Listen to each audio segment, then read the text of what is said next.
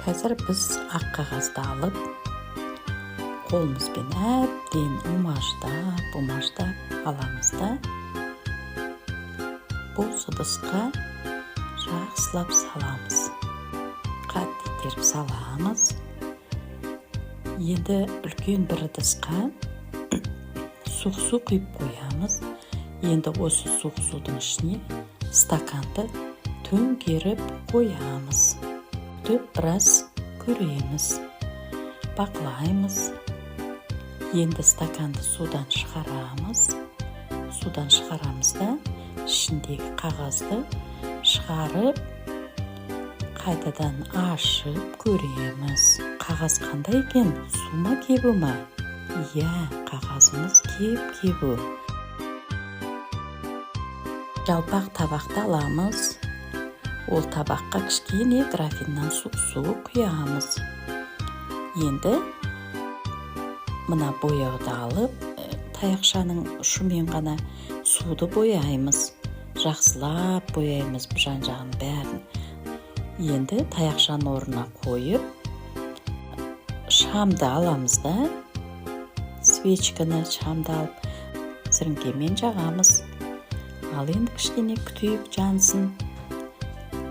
Енді осы шамның үстіне бос стаканмен үстін жабамыз. Енді күтеміз, бақылаймыз сыртынан қара. Стаканның ішіне жаңағы ыстық ауамен суды жинап жатыр.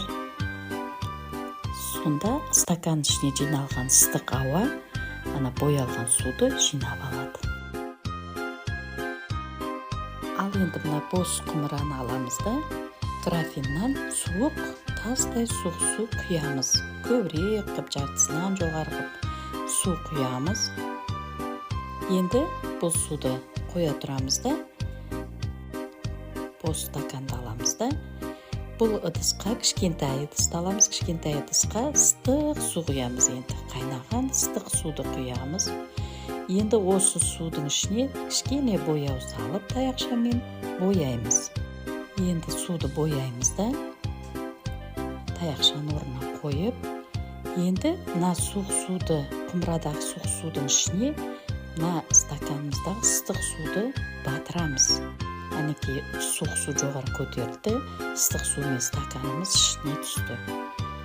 Енді қараймыз, суық су мен ыстық су бірге қосылмайды екен.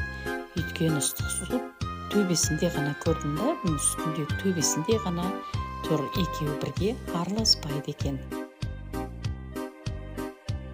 Ақ қағазды аламыз. Осы ақ қағаздан түтікше жасаймыз.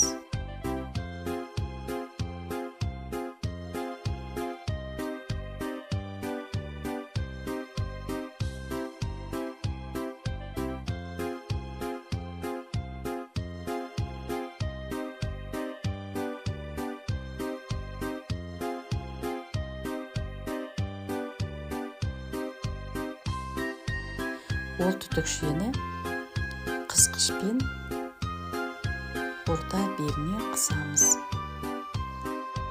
Стаканның ішіне тұрғызу, жаңағы қысқышты тұрғызу үшін түтікшені стаканның ішіне қағазды салып қоямыз. Енді түтікшенің жоғарғы жағынан сіріңкемен жағамыз.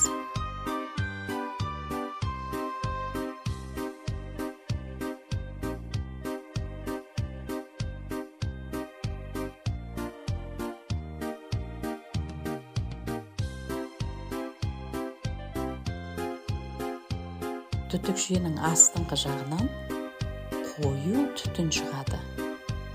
Қарап бақылаймыз. Түтікшенің астыңғы жағынан түтін шығады. Жай түтін емес, қою түтін шығады, көрдің бе?